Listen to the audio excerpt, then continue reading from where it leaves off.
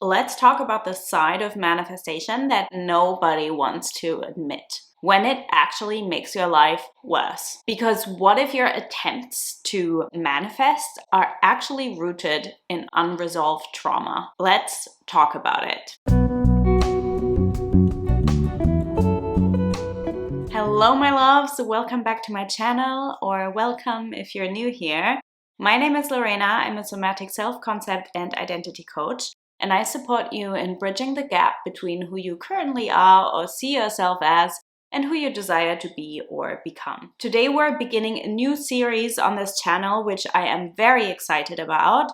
And it's all about the nervous system and manifestation. So I just want to give you an overview of what we will address throughout multiple videos in this series, because we're going to go really deep. We will dive into the most common nervous system states that you can find yourself in. We will break them down and how they impact and influence your manifestation journey. We'll also address how your habitual state of being and your habitual nervous system state can impact your motivation and your intention for wanting to manifest something, and therefore also your results. We'll also talk about how, when approached incorrectly, manifestation or attempts to manifest can actually result in deeper dysregulation, unhealthy nervous system states, and trauma and pain. I will also go into the importance and way to change your self-concept. And if you're not completely new to this channel, then you'll know that in the past I used to make a lot of manifestation content,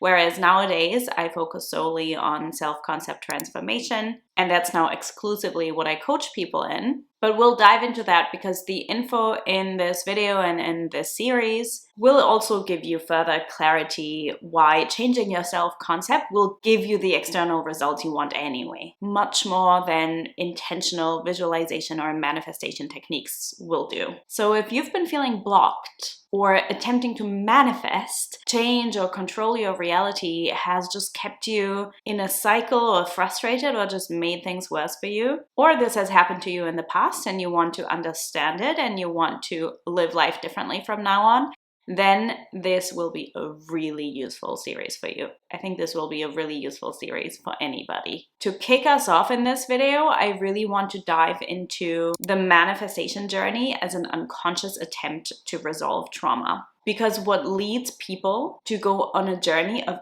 actively manifesting their reality is largely unresolved trauma. It's an attempt to control so that you don't have to feel what you need to feel. Let's backtrack a little and talk about the nervous system itself, because the nervous system is really important for this, because it's where your emotions and where your subconscious live. Trauma, unresolved trauma, lives in the body. Any emotional charge that has arisen for you over the years that you haven't processed in the moment, which sometimes isn't possible to process it in the moment, that stays somewhere.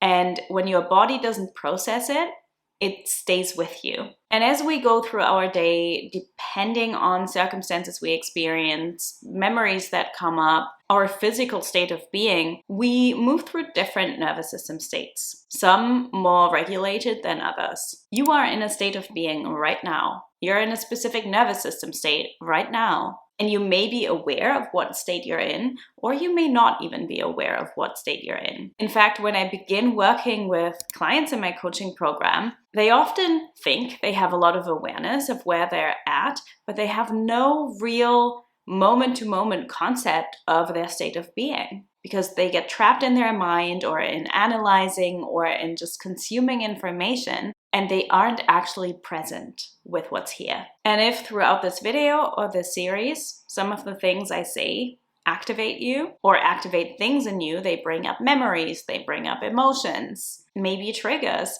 that instantly impacts your state. Even my tone of voice will impact your state. So the concept I'm going to introduce throughout this series is the primary survival states: fight, flight, fawn, and freeze, which all in their own way influence your urge to control circumstances, prevent you from experiencing the reality that you want and successfully manifesting the reality that you want, and keep you trapped in a cycle. And there is nothing wrong with these nervous system states. We'll go into this in the individual videos. They are needed. They are survival states, and so they are needed for our survival, but we still need to work on regulation. Now, why is it important to regulate your nervous system? What does that even mean? So the states that I just mentioned, fight, flight, fawn, and freeze, are survival states. So when you are in either of these states, you're in a state of dysregulation. That is useful when you need to survive, when you need to protect your life. It's not so useful when you're just sitting in your office trying to reply to emails. We live in a world that is not very beneficial for a regulated nervous system. There's constant distractions. Technology is ever present. There's traffic outside. There's people being loud. There's stressors in life. And that can really get your nervous system out of whack, aside from the emotions that you carry within you and the trauma that you've never fully processed, which adds another layer onto this. It adds another layer onto it because trauma resolution isn't just about regulating your state in the moment. It goes much deeper than that. It doesn't just regulate, it also rewires your beliefs. It also shifts your identity on a subconscious level. It enables you to, yes, regulate your nervous system, but also change your habitual state of being and change your self-concept sustainably so that you show up differently in your life, that you have a different perception, a different belief system, and a different emotional landscape. And rewiring your beliefs and resolving your trauma is a big part of the work that I do with my clients in order to change their self-concept in a lasting way. But nervous system regulation is the foundation before you can even go there. But what does that have to do with manifestation? Look, when you set the intention to manifest something, from that place, you are in a specific nervous system state. And if you're in a survival state, which most people's nervous systems are completely out of whack, and most of the time they are in a survival state, sometimes chronically, then your motivation for even wanting to manifest something is based on the state that you're in, the state that you're originally in. If you want more insight into the individual states, that's what we're going to cover in future videos. Basically, wanting to manifest something, change your circumstances, control your reality, is an attempt to escape the reality that you're currently finding yourself in. It's an attempt to change the feelings that you're currently experiencing because it's hard to be with them. It's an attempt to protect yourself and to make yourself feel safe.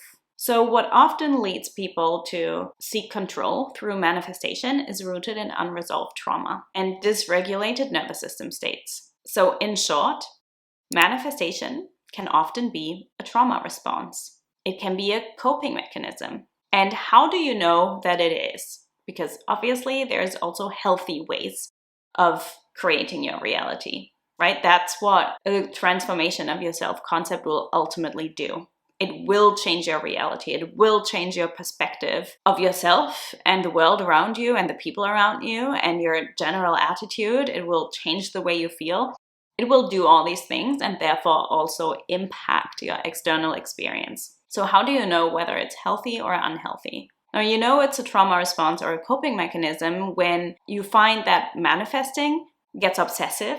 It begins to impact your life negatively. It makes you more anxious, frustrated, and burnt out. And it keeps you going in cycles. Now, all these points that I just mentioned have a lot of similarity with addiction. It's something that initially is supposed to benefit you, but it actually harms you more. So what do we do about this? You need awareness of your nervous system state. You need to know how to regulate it.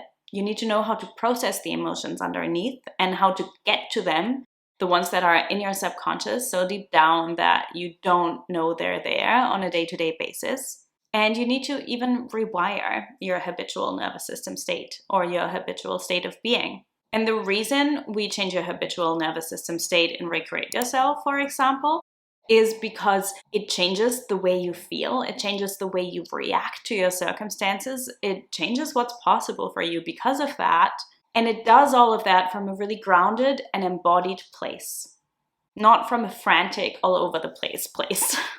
Because without all this, attempting to manifest can just make you more traumatized, when it often comes from trauma in the first place. And I see this constantly in my clients. I see this in people I speak to on Instagram who have been on this hamster wheel of trying to manifest something and who got so burnt, who feel worse instead of better, who feel absolutely frazzled. Their nervous system is completely out of alignment. They are exhausted. They are burnt out. Their level of self-worth has absolutely plummeted after going on this manifestation journey rather than doing the opposite. And it leads to confusion of why is this not working for me? So we often need to do some unlearning before we can even get into the bulk of the work of transforming your self-concept. And I've so been there myself, by the way. I turned to manifestation as part of my spiritual journey out of pain from rejection, from abandonment, from feelings of loneliness, from not feeling loved or validated. And I didn't even know that I was seeking validation outside of myself. I didn't even know that I was attempting to soothe my nervous system or that I was operating from trauma. I began to see some success with manifestation, but none of it really lasted. And I still felt the same. In parts, I actually felt worse because it already confirmed my unconsciously present beliefs of not being worthy.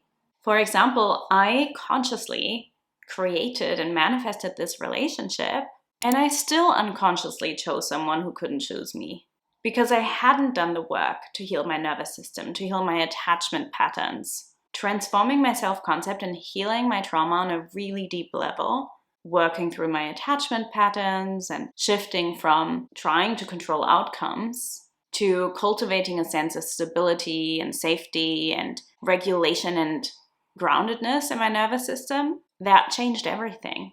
It enabled me to fully experience my desires without even having to actively manifest anything. And this is what I now teach. And if you want an insight into this, I actually have a free daily checklist and blueprint linked below. It's a PDF document that you can download for free. It's called the Self-Concept Mastery Blueprint. So I invite you to check that out, specifically if you're new to my world or also if you just want it, because why not? Now, we all have a habitual or go-to nervous system state. We all have a state that we find ourselves in the most. And because of that, over the next few weeks, we're going to break all of these nervous system states down. And I can assure you, if you have been on a self-concept or a manifestation journey, or even if you haven't been, to be honest, you will recognize yourself in at least one of these videos or states. But also remember that we're all individuals, we're all nuanced human beings, and no one is going to fit 100% into one mold. So you might actually recognize yourself in all of the states or some of the states or videos, and not just one. Even if you read a title and you really find it resonates, also watch the others. Watch them all as they go live and see what resonates most with you, because this is really a comprehensive series. And let me know in the comments if you already have an idea of what nervous system state you find yourself in the most. And then next week, we're beginning with the fight response, the one I'm most familiar with. So I hope you got a lot out of this already, and I look forward to seeing you next week.